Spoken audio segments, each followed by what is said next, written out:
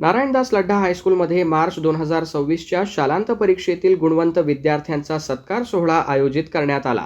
अभिनंदन सोहळ्याची सुरुवात सरस्वती पूजन व दीप प्रज्वलनाने करण्यात आली। चिरंजीव स्वराज ठोंबरे याने शारदा स्तवन सादर केले। दरम्यान मान्यवरांच्या हस्ते प्रावीण्यप्राप्त विद्यार्थ्यांना प्रशस्तीपत्र व तुळशीचे रोपटे प्रदान करून आई वडिलांसह सन्मानित करण्यात आले।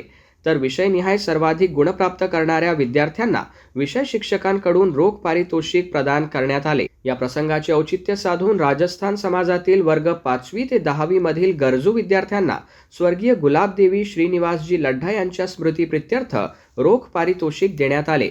ब्रिजलाल बियाणी शिक्षा समितीचे माजी अध्यक्ष व विद्यमान शाळा समिती अध्यक्ष माननीय ॲडव्होकेट श्री अशोकजी राठी यांनी आपल्या अध्यक्षीय संबोधनातून शाळेच्या व विद्यार्थ्यांच्या उज्ज्वल यशाबद्दल आनंद व्यक्त करून गुणवंत विद्यार्थ्यांचे, पालकांचे व शिक्षकांचे अभिनंदन केले।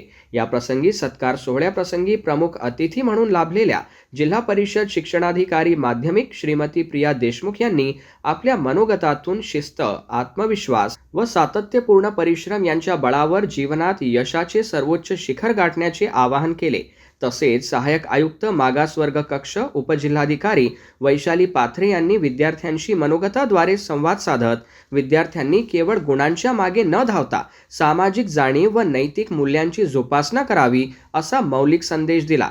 यावेळी संस्थेचे सचिव सुनीलजी गोयनका, शाळेच्या मुख्याध्यापिका सौ सुषमा माळवे आदी उपस्थित होते। गुणगौरव सोहळ्यामध्ये कुमारी आनंदी अजय माळोदे या विद्यार्थिनीने तर पालकांमधून सौ छाया गजानन सोनोने यांनी मनोगत व्यक्त केले। प्रास्ताविक मुख्याध्यापिका सुषमा माळवे यांनी तर शाळेतील शिक्षिका सौ पूर्णिमा कुराडा यांनी सूत्रसंचालन केले व पसायदानाने कार्यक्रमाची सांगता करण्यात आली।